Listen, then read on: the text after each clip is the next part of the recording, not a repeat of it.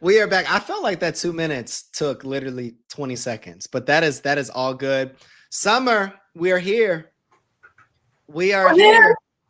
It's so good to see you. I need my energy partner over there. Of Uh course. look, can you just introduce yourself and just tell me what has you excited today? Let's start there. Okay. So I'm Summer Saunders Castle. I'm the campaign and donor relations manager for the United Way of Gaston County. I'm excited today just to be a part of this. This is such a wonderful opportunity, and I've never done anything like it. It's my first podcast. So I'm really excited about it. Thankful for Kyle for asking me to be on. And yeah, that's why I'm excited. Oh, I appreciate you so much, Summer, for even being here. Let me just say this. You're killing it. I'll stop. You are killing it. No, really, you are killing it, and you embody the integrity, the heart, the character in your role. And I think that there's so many people out here that want to get into this space of managing relationships, developing and cultivating relationships, especially in the nonprofit and fundraising realm. What do you believe is the first action you take when identifying someone as a potential long-term partner for an organization? Yeah. Before I answer that, can I just share? I've always been a people person. When people say like, "Oh, she never met a stranger," like that's Yeah. me, and I think I get that from my mother because same thing with her. She's never met a stranger as well. So for me, like this has come easy. But for those who are thinking of getting into this space, it is something that you can learn. If you're an introvert, it might take a little bit more learning. If you're an extrovert, go for it. You can Yeah. totally do it. But it's really about people. And I would say the first action point is you need to see what people's passions are, like what gets them up in the morning, where their heart is, and if that aligns with your mission. If you're doing work that is, I'm sure, wonderful work, but it just doesn't align with people's passions, then they might not be drawn to give to your organization, and that's okay. And then I would say the next action item, which I hope I don't steal your next question, but Not I would good. say you got to build trust with people, especially when you're dealing with folks' money. You've got to build trust, and you've got to let them know that whatever they are giving to your organization is you're putting your money where your mouth is. So it's actually doing the great work that is instilled in your mission. But yeah, I say the first thing is just having some conversations with folks and figuring out what's their passions and does it align with your mission. That's good. Let me ask you this. What got you into this work, Summer? Like what's the story that led you to doing what you do now? Because you do it so well. And I love how you even preface that, hey, I was always a people person. Like, but what got you into the work that you're doing today? So always growing up, I was like, I'm going to be a teacher. I'm going to be a teacher. So I went to Queen's University of Charlotte and got my education, got my degree in education, and I did become a teacher. I was actually a North Carolina teaching fellow, so I made a commitment to the state and myself that I was going to teach my 4 years to fulfill that commitment. So after year four, I was like, I don't know. I might want to look at something different, whether that be a different school, a different district, maybe a charter or something. So I started kind of looking, and one of my favorite professors, I hope she's on right now, but Dr. Amy Thornburg, she knew I was looking because I used her as a reference. I And love it. she still worked at Queen's, and she was like, do you want to do something completely different, but still in education? And I was like, yes, absolutely. So a position opened up in the Cato School of Education where I did graduate school admission and advising. And then, a long story short, I got tired of driving to Charlotte. I know people love their commutes. It wasn't really for me. And so I was Yeah. in need of another change. And a good friend reached out about this opportunity. And I was like, I've never done fundraising. And Exactly. she was like, of course you have. There was some civic community groups that I was a part of. And she was like, but at the end of the day, like, people, you're able to speak to people and you love Gaston County. So, real cheesy, but in my cover letter, I put that I was kind of like a Gaston County cheerleader because I do. I love where I live. I love the community that we serve. And so, yeah, that's how I landed here. And my first day, my boss said, everything's going to be fast, flexible, but fun. That's And good. truly, I had an event my second day on the job. It was a fundraising event my second day on the job. And so she wasn't lying. And honestly, it's continued that way. It's been fast. We've built the plane as we've flown it. So I've had to be flexible. I've had to give myself a little bit of grace. And it's been a lot of fun. So, yeah, that's kind of my backstory on how I got here. No, So, I appreciate you sharing that. And, it reminds me of what got me into the fundraising space. It was a relationship and a connection that I had that kind of just bridged the gap. And now I'm continuing to do it for organizations. great. There was a moment, though, that I realized that this was it. It was a moment where a donor of ours, we partnered with him and he gave computers to a group of students. And I could literally still see the tears in those mothers' faces when we got their students brand new computers. And it made me realize that rather than being the guy in schools directly that was going to make the transformation, I wanted to be the guy that could get the resources for schools so that then you better provide or better allow these schools to have the capacity to make these types of transformations. Right. Summer, what was that moment for you, though? What was that moment or that memory or that acknowledgement that you received that you knew that this was the work that you love to do? I love that question. So we help senior citizens. Our board decided a couple years ago that the United Way of Gaston County was we support. Sorry, this is a long tangent, but it all makes sense. We support 5 crisis agencies, and what our board found was, we were serving families, they were serving families. It was kind of like duplicates, and so they brought to the table, why don't we serve senior citizens? Nobody's really doing that at Christmas time, and so they decided to come up with a program, Senior Christmas Wishes, and basically seniors in Gaston County, they fill in an application 60 and older, and it's a want, a need, and a read. And honestly, seniors are putting on there, they want toilet paper, they want paper towels. And so that was eye opening for me. My first year on the job, I started in December, and so it was Christmas Wishes time. So after that event that I told you my second day, I was kind of put into that, and I was so grateful for it. But my story, my why, the seniors come pick up the gifts. And that particular year, when they picked up their gifts, they also got a food line box. So a senior comes in, she's getting her gift, and we give her the gift. And someone ran and got the food line box to give her that box, and she just burst into tears. And we're like, "Oh, like, are you okay? Like, is everything okay? Did you not want the food? Like, we were just not really sure." And she said, I didn't have it, but I felt I needed to buy one of those boxes at Food Line for somebody. And now you're giving me one. And she was like, it's just a full circle moment. And I'm just so blessed. And I will never forget that day. Still remember her name. She still comes. She still does an application. She still comes.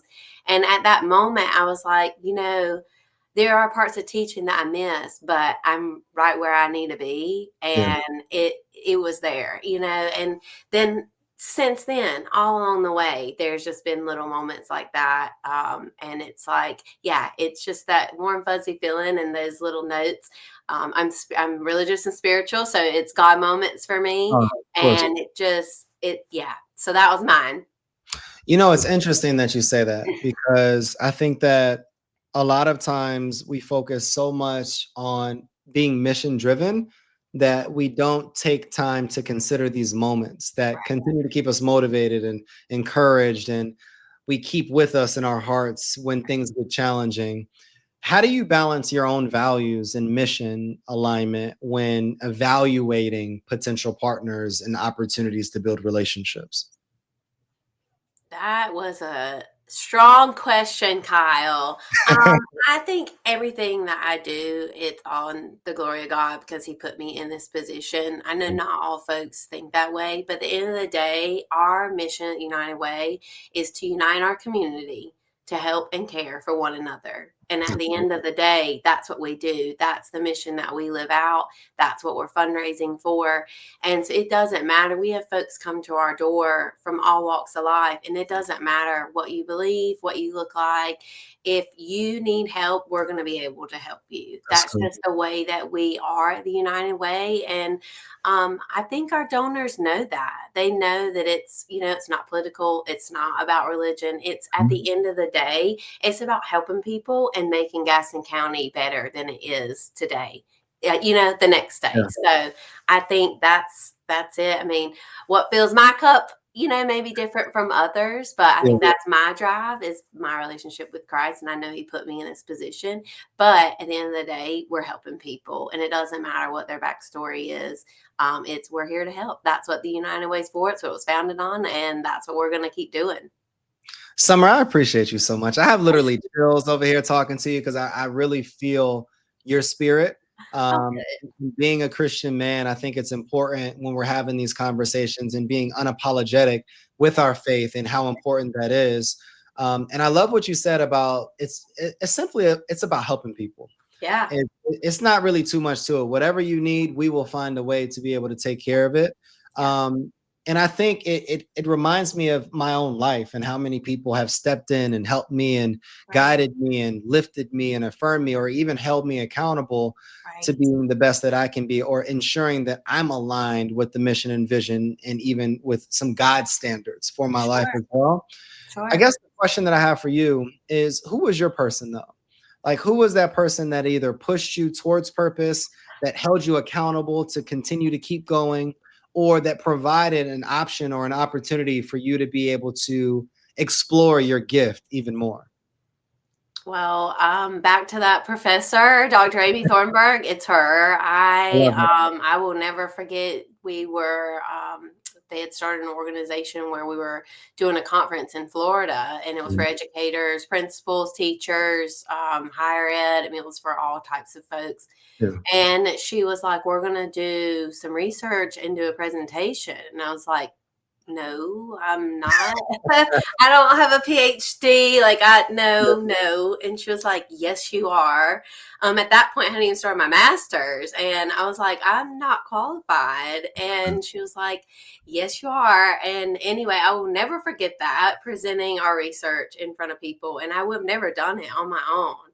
But honestly, Kyle, and this isn't just to like blow smoke up you, but you're that person for me right now too. When you sent me this invite, I was like, I'm not, and then I read all these people's bios. I'm like, I'm not qualified to be in this seat. And so you've pushed me as well. So Thank you. thank you for that. You will forever be one of my people as well.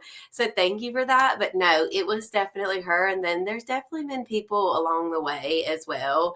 I think back to teachers in high school, elementary school that just instilled in me, like, you got this. And then I'll say it again, I have wonderful parents and family who support me, a wonderful husband. I hope they're all on. So if they are, hello, everyone. But yeah, it just is, I've been blessed. I've been truly blessed with people around me and in my corner. And I appreciate all of them. I appreciate you saying that. And I think, I dislike when people say like I'm in the people business because regardless of what business you're in, like I don't know any businesses that don't have people. Right. Like not one business doesn't have any at all. Exactly. And I think about the work that we're doing. It's so important to consider people and be Yeah. unselfish in our own desires and our own wants so that we can really be able to consider the needs and desires of other people so that we can focus on creating programs or partnerships to help those types of individuals. Right. Can you share a message though to your younger self? If you could give your younger self one piece of advice about building meaningful partnerships and relationships, what would it be? Because I believe that relationships are the highest form of currency in anything, Mhm. personally and Mhm. professionally. Mhm. What would that advice be to your younger self? this was in one of my prep notes, but someone told me this, and I don't even remember who. And then I've had other people that have told me as well, but people do not forget how you make them feel. Whether it's good, bad, or indifferent, they don't forget that. Mm. And I think that was like a huge thing for me with in this role and with building relationships. You have to remember that. And if it's a bad first interaction, that doesn't mean that you've lost the account. You just keep fostering that and massaging that, and it might turn around. But if you go in with your first interaction and you leave a good mark, people will remember that and they won't forget that. That's But I good. also would tell myself that 9 times out of 10, you're not going to get a yes the first time, and it's okay. Like I am a perfectionist. I always have been. Along with being a people person, I'm a people pleaser. Like I don't like when people are upset or mad with me. So like getting a no, it has been hard, but it's okay. It's not a closed door. I what I like would tell myself and what I still tell myself is it's not a hard no. It's probably more of a no, not right now, and I'm going to make it a priority to keep on until we turn it into a yes. Let me ask you this though, because that is the, I think the challenge that a lot of us have Yeah. is that not right now, maybe not yet, but continuing to be motivated, continuing to work through the process, continuing to stay engaged, because we have that faith and that belief that what they can give, whether it's time, talent, treasure, Hmm. it can benefit the organization or Right. that person more intentionally. Right. What would be your recommendation and advice for those individuals that aren't getting the yes initially, but they lose that fire and then they just stop engaging? Yeah, and I'll say too, like for me, I don't like to bombard people. So like I'm not one of those people that's gonna email every single week because I don't like that. So why would I do that to my people? I think you have to get creative with some different avenues. So like maybe you had a meeting with them about making a pledge or making a donation and it didn't go as you thought, then maybe your next avenue is to invite them to your next upcoming event. Or maybe your next avenue is like for us, we support 21 nonprofit agency programs. So, like something I might do is if I go in to meet with a company to see if they would do a workplace campaign and give to us, and they're like, no, not this moment. Well, then I might think, okay, are there services that they have that might benefit our agencies? Good. And could I invite them to come in as an agency speaker? That's good. And if that doesn't work, then maybe I say, okay, well, we have Day of Caring. Could they give up their time? Maybe they can't give money. Maybe they'll give of their time. So for me, we have to get creative and find different ways, different avenues. If you send an email, you don't get anywhere with an email. Something else that someone told me, and I don't remember who it was, but you have to find their gatekeeper. So, like, find out who their Yeah. secretary is and ways that you can go about that if they've gotten crafty and they don't have their employees on their website. Ways that you can go about that is start going to events. Like I highly recommend if you're not a part of like a local chamber, or ours is called the Gas and Business Association, if you're not a part of those groups, those business groups, and then other like networking groups and things like that, do it, because that might be your avenue where you could find their gatekeeper and then reach out to that person and say, could I arrange coffee with this person?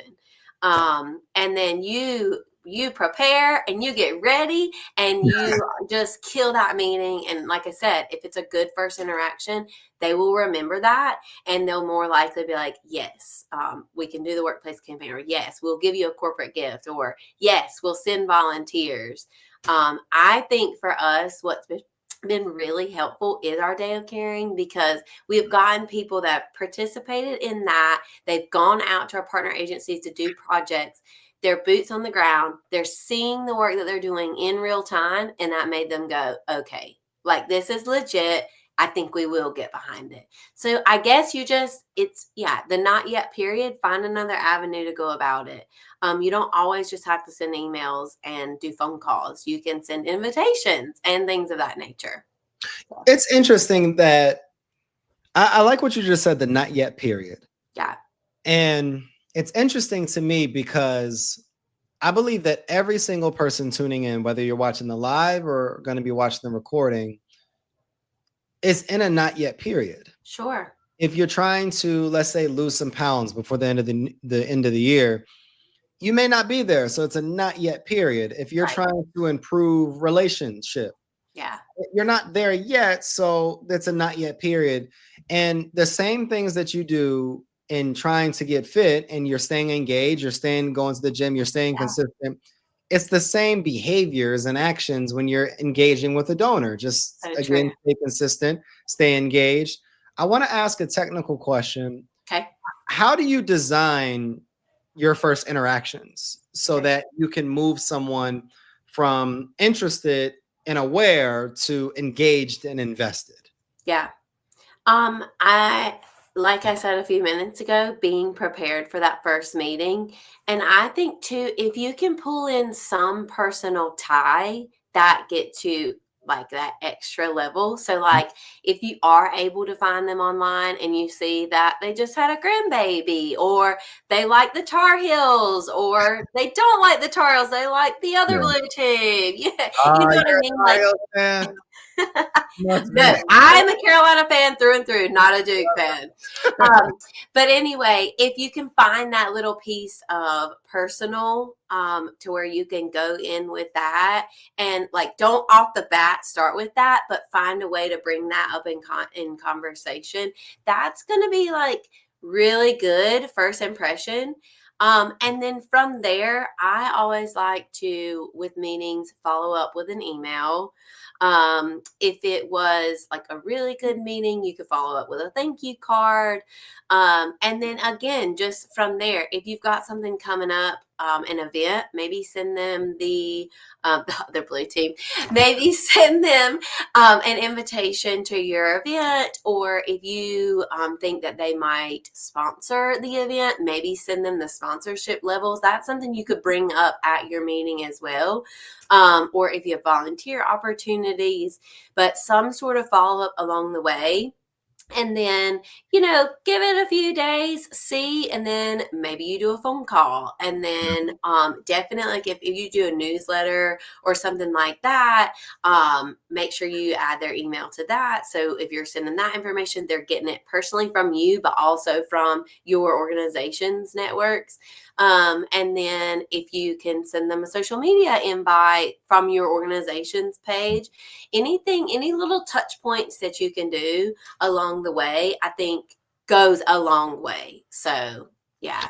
How many touch points do you think it takes for someone to, if someone's not engaged, if Mhm. someone's not responding, if someone's not showing up, how many touch points do you believe that it takes for you to say, hey, this may not be a good fit? What we call it in our work is like a bless and release email. Yeah, When do you start seeing that, hey, we need to maybe pivot? that's a good question. I mean, we keep people on our list Like for until they're like, okay, unsubscribe. yeah. But and I mean, I think too sometimes like you just let things rest. Like I know my boss and I, like we'll have prospects, and then if we're not getting anywhere, maybe like 4 or 5 interactions, we're not getting anywhere. They're not coming to events. They're not sponsoring. They're not sending volunteers. We might just kind of let that sit and then reconvene later down the road and maybe try again. Sometimes people just need a little break, and Yeah. maybe it was too much at first.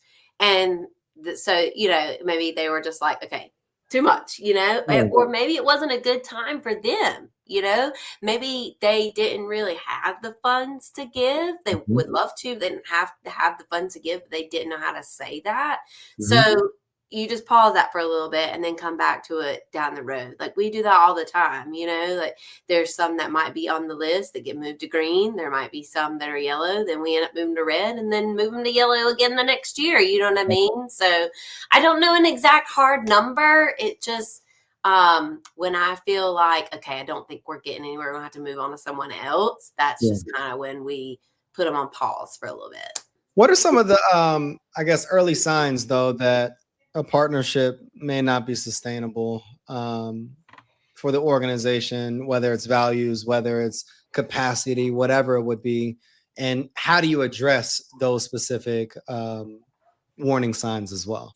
Yeah, I think like if they're just again like no response, no participation, and it's their values might have changed, their interests, their passions might have changed, and that's okay as well.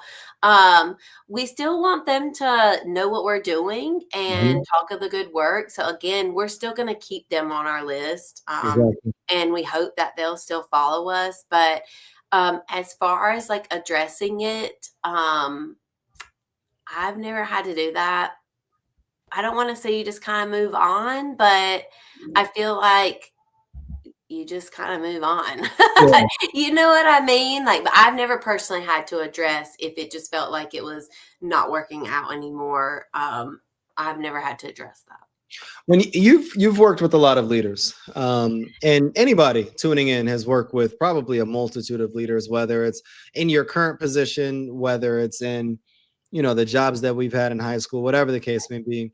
In your experience, what leadership behaviors most influence whether people or prospects believe in your cause or not?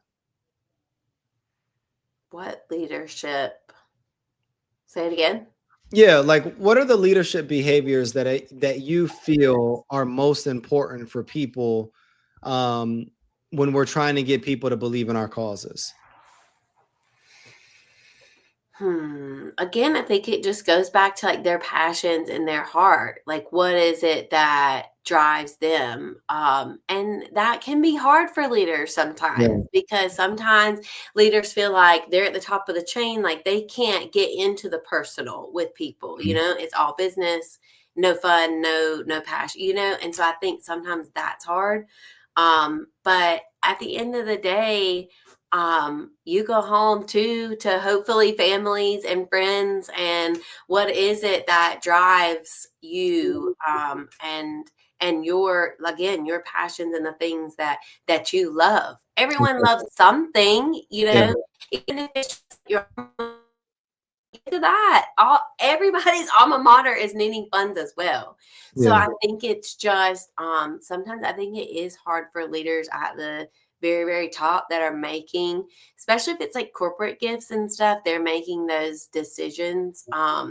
If they're gonna write the check, if they're gonna give a pledge. Mhm. And so it's hard for them to kind of be the more personal, on the Yeah. personal side with you. And that's where you got to try to get them is their personal side, not their business side. Of course, you want their business side because they are going to write the check, we hope, but try to get them in their personal side. And I think that's where that comes in. You trying to do a little bit of research to see, do they have a family? Do they, where did they go to school? Are they still, was it a good experience? Was it a not good experience? So I think that's where the homework piece comes in for us, the little back piece, and having those little nuggets in your head when you go to those meetings. um, I'll say here at the United Way, we are blessed. We still have what are called workplace campaigns. Mhm. So we go into companies, and we have someone that's identified as an employee campaign coordinator. Those are Okay. the folks that I work with personally. And then what they'll do is they will plan the campaign, they get the pledge cards out to folks. But something well, the leaders are allowing them to do that, and we're very thankful that they are. But something that I'll just share is the workers in those facilities, for example, like manufacturing plants, those folks, we love that we are able to still do workplace campaigns, and that I say blessed because we Yeah. are. But those folks, they might give $1 a paycheck, and we are thrilled with that. But to them, that gives them that way to give back. Mm. And for some organizations, they can't just do $1 a paycheck. So we are blessed that we're able to do workplace campaigns, and that folks are able to do payroll deductions. But that's giving folks that are doing those hard jobs that are necessary, that we need, that are a Mhm. necessity. That's what I was trying to say. And they're able to give back. And like we even have going back to leadership, we even have had some companies where their leadership's just not really on board with us yet, and we haven't been able to go in. But those employees are like, no, we still want to give. Like, we Yeah. still want to do our pledge. We still want to give. So there are cheerleaders per se that are the boots on the ground. So sorry, that was a lot. That was No, a no, no. ramble, but I just wanted to share that too, that sometimes it's not even just the leadership. Sometimes it's your workers that have hearts too and want to be able to give and contribute as well. Let me ask you this question, Summer. What do Okay. you love most about your role? Like, what's the thing about your role that just gets you up every morning and just excited and energized? I get joy knowing that people are giving to something that brings them joy. Mm. So the folks that are in manufacturing plants that are giving that dollar, they to them it's they're giving back to their community. And that dollar is huge. For some people, that is huge to give a dollar out of their paycheck. And I will share a little story, another little story too. We had an employee who works at one of our companies that does a workplace campaigns. She had fallen on some hard times. She had a child that passed away. She was raising her grandchildren, so her child's Mm. that passed away's children, and she was like, I need help with Christmas. I know we partner with United Way for the giving campaigns, and I thought I would reach out. My HR director, who's my employee campaign coordinator, she reached out to me, and anyway, I'm like, oh my gosh, we don't really do families. Let me see what I can do. And I mean, it was like a couple days later, we had another one of our partners Yeah. call saying, we didn't know who to call, but we want to sponsor a family at Christmas. And I'm like, thank you, Jesus. Like it all worked out. And so we were able to help her for Christmas. Well, as all this is going on, that company kicked off their campaign and she decided to pledge $5 a paycheck. And she told me, she said, I don't have it to give, but I'm giving it because y'all helped me when I needed the most. And I just felt I need to give back. And so for me, like those full circle moments and that brought her joy. That brought her so much joy that she was doing that. That's what gets me up. That's what brings me joy. And that's why I love what I do. Let me ask you this question. For somebody that doesn't always feel fulfilled in the work, how do they keep that same momentum? And I guess to expound on that, like, is there a method or practice that you rely on to stay grounded and keep showing up with that same heart? Yeah, I feel like just with everybody, same with me, you have good days and bad days. Yeah. And it always just works out that there's something like that story I just told you that happens for me. But I'm looking at it right now. This mug says life is tough, but so are you. And I Mm. never drank coffee out of it. I found it one day and I bought it and I set it right here. And that's just when I'm having a bad day, I look at that and it's like life's tough, but so are you. And I'm also reminded that the people that we serve and that we help have way greater needs and things going on than I do. And I'm truly blessed. And so that's kind of what helps me turn it around. So I guess for someone, if they're going through a spell where they aren't feeling fulfilled, they're maybe more bad days than good, just remember why you're there, remember who you're serving, and remember that one, there's better days ahead, but two, quite possibly there might be someone out there that's struggling far more than you are. And just remember your blessings and be as positive as you can be. That's good. Um, if there's days where I have, just woke up and like not feeling it. My thing is, I love music. So my thing is, I just try to turn on some good music, whatever I'm feeling that day. And that tries to help me turn things around. I will say too, like find your person on your team. If you're struggling, find that one person that can turn your frown upside down and confide in that person. So I'll say that too. You can't do anything alone, especially in this job. And I am so thankful for all the folks that work here at United Way because it's not it's not Summer's United Way. Summer could not do any of this work. And so just rallying around, it's okay to have a bad day. It's okay to Yeah. not be feeling it, but just realize life's tough. So are you, and turn it around the next day. I love that, Summer. I really do. And, I'm thinking about all that you're sharing, and I'm thinking about all that you've already shared. And it gets me to a point where there's somebody out there doing work Yeah. that is truly transforming lives. Mm-hmm. There's other people out there that are still doing the work, but they're not necessarily seeing on a day-to-day basis the impact of their work, but they're still Sure. doing it. Sure. Can you talk to that person, and even if they're not seeing the direct transformation of their people, why it's important to continue to just show up?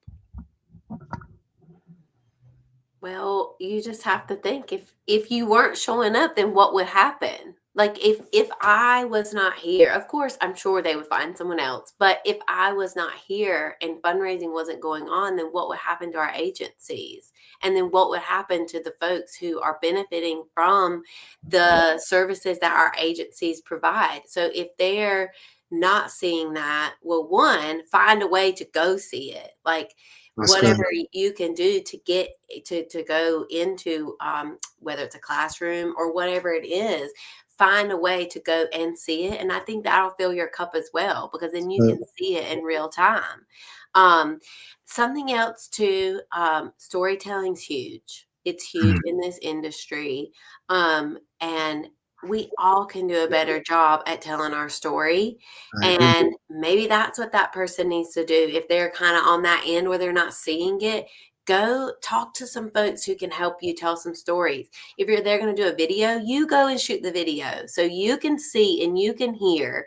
But yeah, I think those people just have to realize, like, what if I wasn't here? Of You know course. what I mean? Like, Yeah. what would it still be? Would it still carry on? Would those folks still be getting served if I wasn't doing the job that I'm doing? And then just find a way to go and see and hear what's going on. Summer, being in this work, as long as you've been in this work, Yeah. looking back, what's one lesson about either trust, patience, persistence, and partnership building that's reshaped, I guess, the way that you approach every relationship today? I think when you deal with money, trust is a big one. And so you have to make people feel that their their dollars are going where you say they're going to go. And I think that's where the storytelling piece comes in, and that's where we've been trying to do a better job at really utilizing our social media platforms, to tell some of those stories.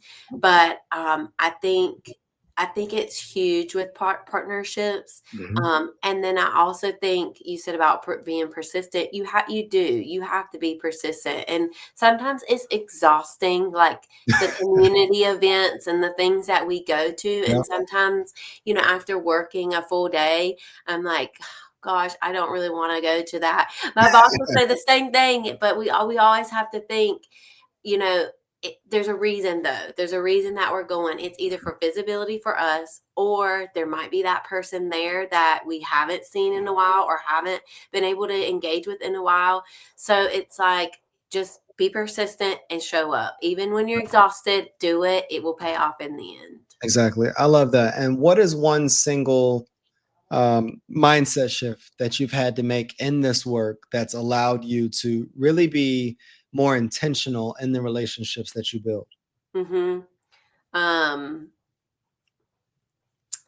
I think I'm going to go back to that. It's, you're going to get no's. You're going to get some no's, and it's not always going to be perfect. There's going to be times when you're going to have to pivot. And that's okay. That's okay. And again, back to the persistence, you just being persistent, pushing through. And then I do think in these roles, you do have to be out in the community. You do have to, show your face per se, and speak highly of your organization and have some confidence in there. Don't be afraid to share what you're doing, and or if you had a sellout event, don't be afraid to say that. I know sometimes I'm like, oh, we sold out. Like, no, be confident. We sold our event out and we're really looking forward to seeing the result. Or if you have the result, you raised X amount of dollars, share that. Don't be afraid. So I think that's probably some takeaways. What's next for you, Summer? Like if you were to look forward, if you were to look forward the next 3 to 4 years from now, um, what's next for you? That's a very good question. I don't know. I'll be completely honest. I got married in April, and my husband and Congrats. I, thank you so much. My husband and I, we would like to start a family. So I hope and pray that I'll be blessed with a little baby at some point in the near future. And I will be excited to explore the mama role. But other than that, I don't know. I'm doing great things here. The United Way is doing great things. And I mean, you did talk about a leadership conference in 26, so maybe I'll be there. I don't know. I love it. What is your one piece of advice? People listening in that want to either get into this field or they are struggling staying in this field. Mhm. What's your one piece of advice to keep them motivated, energized, and just continue to push this work forward? Yeah. Well, I'm going to go back to my mug. Life is tough. This work is tough, but so are you. You can do it. Keep going, keep doing it. Find ways to um, get involved, hear the stories with the work that you're doing to ignite that flame if you are starting to feel a little burnout. And then, you know what? If you get to the point where it's not filling your cup up, nothing you're doing's helping, then maybe it is time to look for another venture, and that's okay too. I saw something on LinkedIn about it was, us young folks are not staying put for long, and they were like, instead of being angry and upset about that, let's celebrate that those folks are growing and moving into different roles, so I think that's the biggest thing. This work is tough, it's not easy, but just keep going, and you got it, and it will all pay off in the end. I love that. I love that. Where can people find you, Summer? Like, how can people continue to support as well?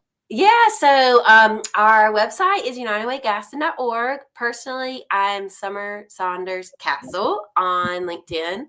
And I have Instagram and Facebook as well, also Summer Saunders Castle. So, yeah, would love for people to connect. And well, on our the United Way also has Facebook and Instagram, United Way Gaston, if you want to look us up on there and see all the good things that we're doing. Can I give a little plug? Of course, please. Okay, so we have two signature fundraising events. One is Jingle Bell Gents. It is called Jingle Bell Gents, but women are welcome. And we actually just hot off the press. I'll grab it. Got our invitations today, and it is at the Gastonia Conference Center.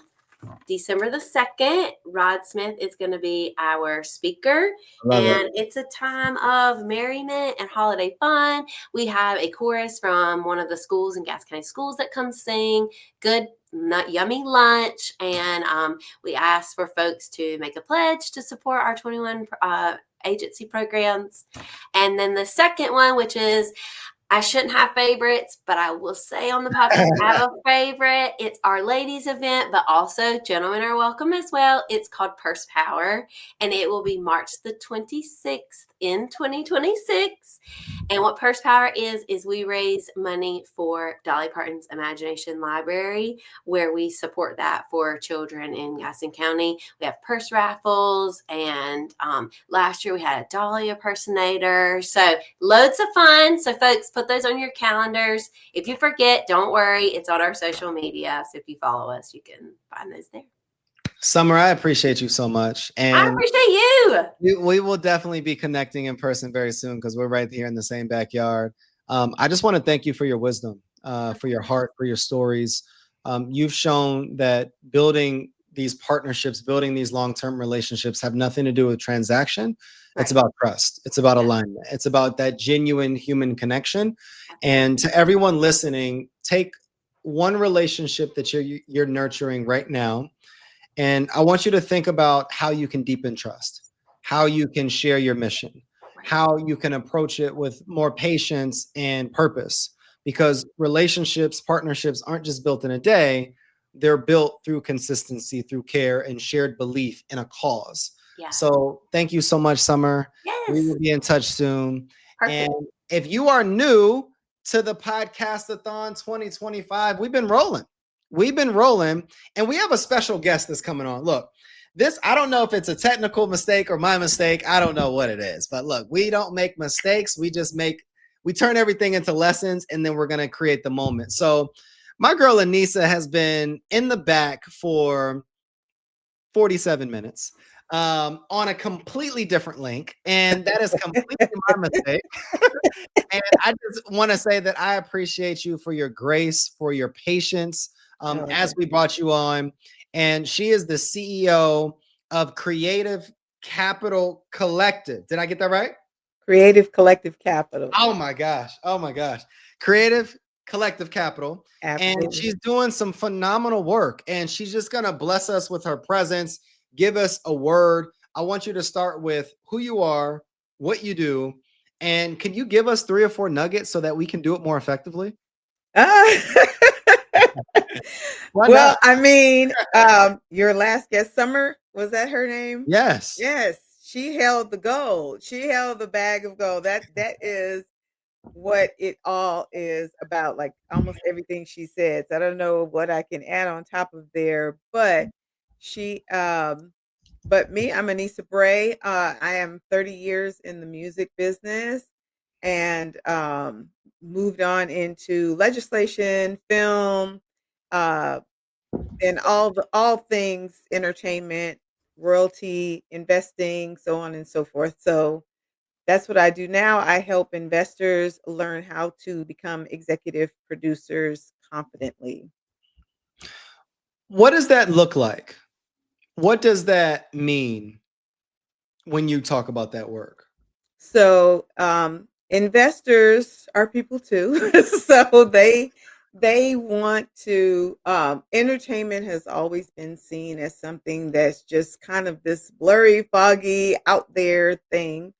And so because of that, I had an experience where one of my friends spent 500,000 where he meant to spend 300,000. Oh And man. he thought that was an all-in situation. And so that after years of financial literacy for creatives and really being on the creative in education side, I realized that the investors need to be educated as well. So that was kind of the catapult of Creative Collective Capital and Sound and Screen Finance because I still have a heart for so many people um, in the filmmaking space. So I have been figuring out how to make this connection without really bombarding the investors because you do have like a million filmmakers to one investor. And so as I am speaking and building relationships with investors, my whole point is to actually educate them. So I have lunches that I have bring them to where they can network with one another. And then September at the end of the year, they have one big educational day. So that's from 9 a.m., well, 8 a.m. to 5 p.m. They're learning from other executive producers and so on. You know, like those that are in lawyers and CPAs and so on and so forth. You know, I wanted to bring Summer back up for one reason because Summer is literally full of energy and she's an expert in being able to cultivate relationships, ask critical questions, but then being able to have someone dive deeper. And I want Summer to put you on the spot really quickly because I would love in real time if all of the things that you talked about, you could implement. So rather than me being the one to ask all the questions and do all those different things, could you show us what a donor engagement in that initial relationship and interaction would look like? And then be able to create that dialogue between you and Aneesah. And I think that would be amazing. Let's do it. Wow. You just threw us out there. You Definitely guys put me figure on it the out. spot. Okay. Well, Aneesah, so nice to meet you. You Share me a too. little bit about your background. So I I started on tour production for in the music industry. Mm-hmm. So that was my beginning. Worked very hard, moved here to Atlanta and became a personal manager for an artist. Did that all the way up until I would say 2011. And then decided that through experience, I feel like uh, creatives need to learn financial literacy. Yep. So I took a deep dive into financial literacy, and that's when I started getting sponsors. Because I was like, I went to all the banks and the CPA firms and the law firms, and can you guys come and teach? Right. And so they gladly did it. They gave of their time. And so that was the initial sponsorships. Meanwhile, I'm also getting sponsorships for tours. So I've worked with Yahoo Finance, Pepsi Entertainment, Enterprise. I worked with those companies because I was still getting sponsors for Sure. tours. Sure. And then I said, well, let me see how I can kind of catapult this over into that. And then bam, I got I met with one of my friends. He was already a friend of mine, and he told me that he lost this money. So I was like, okay, I see you guys need education too. So that's when I just started Sound and Screen portion as a project to educate the investors and how they invest in entertainment. Wow. So that's where So I'm at now. So that was some big names that you shared. So, like with me, I was sharing about you have to get to the gatekeeper, like the execs, either their secretary, personal assistant, Hmm. whatever, to get in those meetings. So, like, how did you navigate that to even just get a meeting to be able to speak to those folks at those pretty large companies? So for me, it is other people either Mhm. giving it to me or now. I mean, now it's so simple. LinkedIn, I just jump on in. I reach to the CEO level. I usually tell him I started a podcast, and Kyle knows we're in the same group. So I started a podcast just so that I can invite those CEOs to the podcast to talk Smart. about what they do. So I utilize the best thing that I can, which is helping them. But if I meet people in person, then it's easy because all I'm doing is being very inquisitive, Right. staying curious about what it is that they're doing in their life. I don't care what they talk about. I am going to find that link to what it is that I like, so that we can have a good conversation. And Exactly. then from that point, my whole mission is to be have a relationship. It is all about the relationship with that person. So yes, if I find out what that investor, sponsor, fund, the donor, if I find out what it is that they want to implement or impact in society, that's all I need to know. And if there's a match, there's a match. If not, I will continue to have that relationship because I'm always going to meet someone Right. that will have an impact, especially in film. We have social impact, educational impact, cultural impact. On the film side, music is the soundtrack of our lives. So I always am running into the creative side, and it's just going to take my brain to like, oh, you're the right person for that, and Right. make that connection for them But and that's for so that true. investor. You made a very good point. Like if you can find someone that might know them, and that is like so true. I didn't even think about that, but that's like so true. Unfortunately, we're in a world where it's like you got to know Right. somebody, and that's why it's never a bad thing to make all these connections. Like even if someone does give you a no or they're indifferent, like you said, keep them on because they might know somebody else. Like I think Absolutely. back to my time at Queens, when I was doing admissions, it's like they might somebody might not need the education masters, but they might know somebody that does. Right. And because my interaction I had with them, and it's the same way too. So that's kind of one thing that I was sharing is like people remember how you make them feel. And Yep. so it is exhausting. I shared that too, but you almost have to always be on when you're at events like that because Mhm. you never know if one, that person will come back around, or two, they know somebody they can refer you to. So Absolutely. Know, like, and trust is in every business. It doesn't matter if it's us or, that's right. any business. Know, like, and trust is what we're constantly told in our Right. group. Right. Um, so I've always had that. I've always been just like you, like a social person. In elementary school, my teachers were like, "She's a social butterfly. She won't shut up. She won't."